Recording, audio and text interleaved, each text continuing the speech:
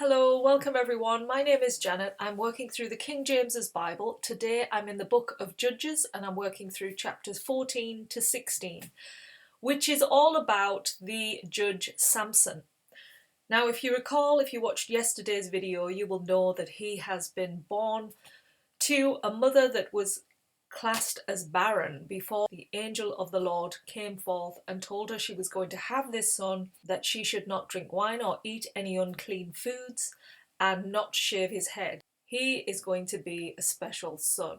God has chosen him for a journey, and these chapters we are going to find out what happens. So stay tuned for more details.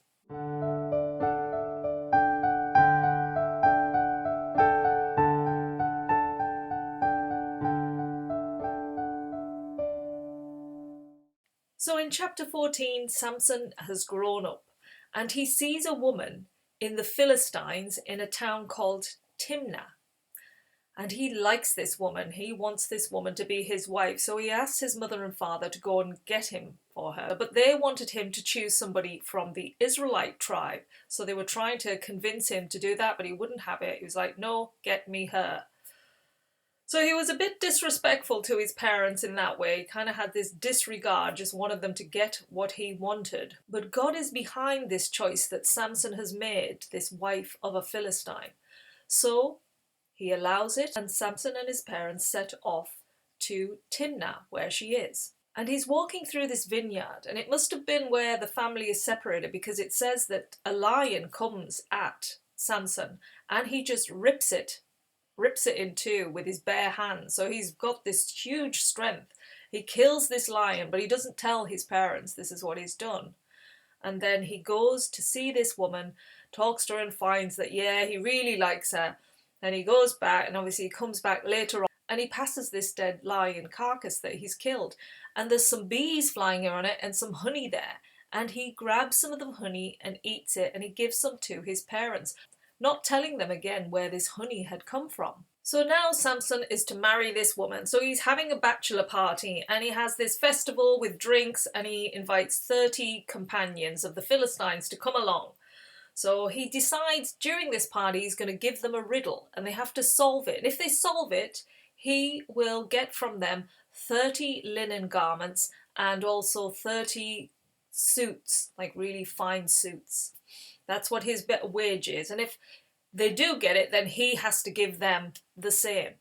So the riddle is, out of the eater came something to eat, and out of the strong came something sweet. That was the riddle. And they have 7 days during this festival in which to solve the riddle. So they're trying to think and think and think, and 3 days pass and they still haven't got it. So they go to Samson's wife and they say to her, you better find out what this riddle is, or else we're going to burn your house down. So she goes to her husband, Samson, and, she's starting to try and get him to tell her the information, why haven't you told me? Why haven't you told me, what this riddle is? And, they're causing all this grief. So he said, look, I didn't even tell my mother and father. Why would I say anything to you? And she goes on and on and on to the point he just tells her what the riddle is. And then she immediately goes and tells these 30 guys what it is. So they come back all laughing. They said, oh, we know what the riddle is. It's what is sweeter than honey and what is stronger than a lion. Well, this just angers Samson because he's been betrayed by his wife and he is having to give them now these 30 garments. So what does he do? He goes in and kills 30 Philistine men, takes their garments and pays back the debt. So he's got this kind of inbuilt strength and anger because he can just kill, with such strength. And so Samson's wife, when he returns, she has gone off with his best man and left him. And that closes chapter 14. So what a start to Samson's life. It's really got off to a bumpy start. So let's continue. Chapter 15. Now there is a harvest, and during this harvest, Samson goes to his father-in-law's house because he wants his wife. He wants to lay with her, and his father-in-law says, no, I thought you hated her, so I gave her to your best man. So in Samson's rage again, he's so furious with what's happened, and he says, this time I shall be blameless regarding the Philistines if I harm them. And so you can just feel the rage of Samson. So he goes out and he captures foxes, and he ties the foxes' tails on each end and puts a torch in between each one of them. And then he lights the torch and he lets them go free, and they run through these grains of fields, and it sets them afire along with the olive groves and also the vineyards. I mean, when the Philistines find out about this, they're like, who has done this? And some of the Philistines said, it's Samson, because his wife has been given to his best man.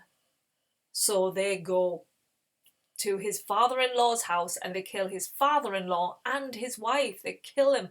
So this then just enrages Samson even more, like, now that you have done this, I am going to get my revenge on you, and then after that I will stop.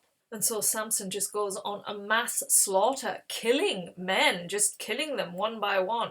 And then he goes and hides out in a cave, and he lives there because he doesn't trust anyone. He's become this fugitive, you know, with this great strength. It's like he doesn't know what to do with it. He's got it, and it's almost like it feels like it's sort of raging inside of him. So because this huge slaughter has happened, the Philistines now go to Lehi, where the Judah tribe is, and they are raging war, and they are like, the Judah tribe are like, why have you brought war on us? And they said, because Samson has just slaughtered our men. And they're like, right, we're going to go and get him. So they go to this cave where Samson is, and they say, why have you done this? And he explains, you know, what's happened, and they did this to me, so I did that back to them. And they're like, well, you've brought this on us, you know, don't you realize that they rule over us, the Philistines? We are going to capture you, and we're going to take you to them.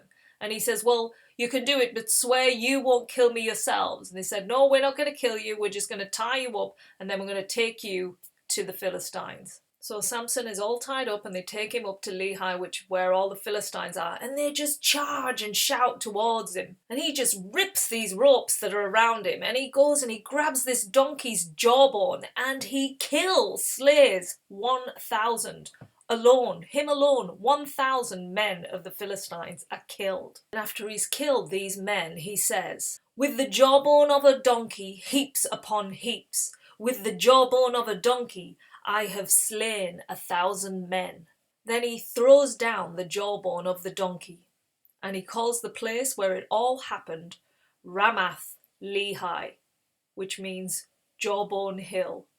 And after this fighting, he becomes very thirsty, and there's no water, and he asks the Lord, Lord, please provide me with water, I need water. So the Lord does. He delivers, he splits this hollow place open, and water comes out and revives Samson of his thirst. So he calls this place where he's drank the water En Hakor. And this chapter closes saying that Samson judged for 20 years in the days of the Philistines. And now we move into chapter 16, which is when Samson sleeps with a prostitute in Gaza. He has just gone from one crazy place to another, and the Gazites find he's in their land. So they surround the city at night and wait for him to kill him in the morning. But instead he waits until midnight, and then he gets up and he goes to the gates of the city, and he pulls the entire gate up off its hinges, puts it on his back, and carries it up to this hill in Hebron. Then after this he falls, his heart again falls for another woman called Delilah. And the Philistines, knowing this, they ask her to entice him, to find out where his strength comes from. They want to find out so they can overpower him. And they say to her, if you do this, we will give you 100 pieces of silver. Now she gets greedy and sees this money, wants it. So she goes to Samson and starts asking him, if you love me, will you tell me, how do you get your strength? So she asks him once, and he gives her this fake answer, and she does exactly the same again, and he gives her another fake answer, and then she gets annoyed, because he's keeping telling her, She was like, if you loved me, you would tell me the truth. If you really loved me, you would tell me the truth. You know, similar to his first wife, the same situation where they're constantly going on to get this information from him, using that lust feeling within him to get him to give them the information. And he does. He ends up telling her on the third attempt. He does. And he tells her that, you know, his head was never shaved as a baby. And that's where he gets his strength from. So she ends up secretly shaving his head. And then the Philistines, knowing this, because she tells them this is his weakness, they then ambush him and they come towards him and they get him, and he realizes he has no power. His power has gone. The Lord has left him. And so they capture him and they cut out his eyes, both his eyes, and then they imprison him. He is then living amongst the Philistines in prison and he can't see. And then they have him in this building and they're just mocking him. You know, they want him to put on it's sort of like a big show of entertainment. Like, look at this great man, how great he was. Now look at him now. And he's in chains. And he talks to the Lord at this point and he says, you know, please, Lord, help me. Because his hair has started to slowly grow back. And he calls on the Lord. And suddenly the Lord does come to him, brings him this strength. And the two pillars that he's chained to, he pulls them. And it knocks the entire building down. And this is the biggest kill that Samson has ever done. He ends up killing himself and also 1,000 Philistines. And then his brothers come and they bury him. And this chapter ends saying that he reigned over Israel for 20 years. So that is the sad story of Samson.